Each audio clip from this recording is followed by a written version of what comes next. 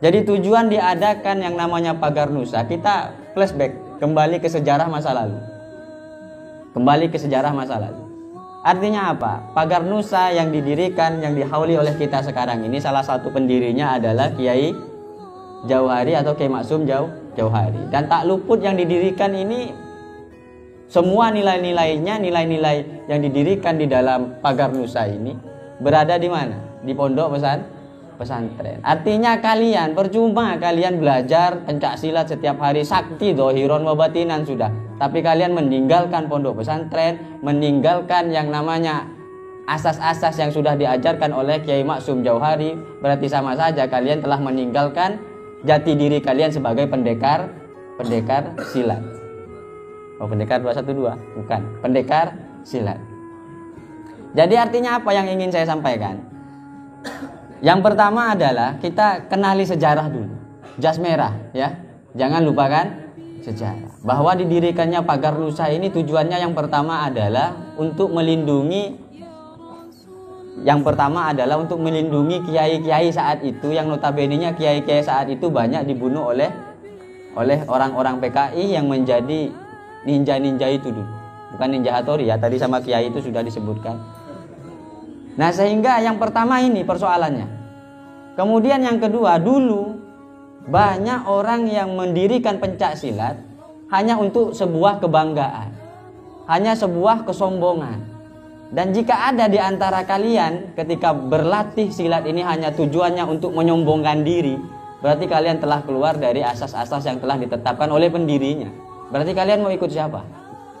Kalau bukan ikut pendirinya, ikut Fahad. Oh, salah itu. Jadi pertama ini untuk melindungi para tokoh-tokoh Nahdlatul Ulama. Kemudian yang kedua adalah untuk mengakomodir banyaknya aliran-aliran silat pada saat itu untuk dijadikan satu, yang disebut dengan Pagar Nusa. Apa itu Pagar Nusa? Pagarnya Nahdlatul Ulama dan bangsa. Dilambangkanlah dengan beberapa tulisan-tulisan di dalamnya. Ada lambangnya Pagar Nusa. Dipakai nggak di situ? Ada lambangnya ya. Nah, di dalam lambang Pagar Nusa itu kalau misalnya kita membaca, itu berbingkai 5. 5 itu artinya apa? Rukun Islam yang 5 dan juga Pancasila. Jadi yang diajarkan ini, kalian tetap berpegang teguh kepada rukun Islam yang 5, kemudian membela atau menjaga melestarikan budaya negara Republik Indonesia yang telah ditetapkan dalam Pancasila. Jadi tidak sembarangan orang yang direkrut. Yang pertama apa? Ya jelas yang direkrut adalah orang-orang yang beriman kepada Allah, bertakwa kepada Allah dengan mengamalkan rukun Islam yang 5. Kemudian yang kedua, tidak bertentangan dengan Pancasila, karena tujuannya salah satunya ini, diciptakannya yang namanya Pagar Nusa, kemudian di bawah Pagar Nusa adalah Gasmi. Nah, kemudian di bingkai yang 5 itu ada tingkatan 3. Coba dilihat. Yang punya baju dilihat itu. Tingkatannya 3. 3 tingkatan itu menunjukkan bahwa di dalam agama ini ada 3 yang perlu diamalkan. Jangan ditinggal. Ini ada 3 yang perlu diamalkan. Nah, yang 3 yang diajarkan itu yang pertama adalah iman. Tentang keimanan kita kepada Allah.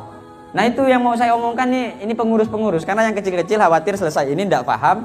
Ini pengurus-pengurus ini kemudian mengajarkan ini kembali. Diingatkan kembali. Kemudian setelah keimanan adalah syariat yang diajarkan. Bukan berarti kalian belajar pencak silat kemudian tidak melaksanakan sholat. Belajar sampai malam, mulai subuh sampai ke subuh-subuhnya kesiangan. Apa gunanya kalian bersilat tapi meninggalkan sholat? Sementara di dalam silat sendiri untuk menjaga kebugaran tubuh, kuat melaksanakan ibadah kepada Allah Subhanahu wa Ta'ala. Kira-kira sampai malam ini nanti subuhnya sholat enggak? Ada yang jamin? Insya Allah lambat kan? Subha. Ya. Jadi sholatnya enggak pakai kunut. Ganti ke Muhammadiyah jadi. Jam 8 kan enggak pakai kunut subuhnya. Kalau kunut ketahuan kan? Nah, yang ketiga apa? Ihsan. Ihsan itu artinya mengajarkan kita untuk patuh, untuk ngerti terhadap tata krama. Ini yang perlu dipegang, nah. Nah, sampean belajar pencak silat, kalau nggak ngerti sopan santun, nggak tahu tata krama, nggak tahu kepada adab.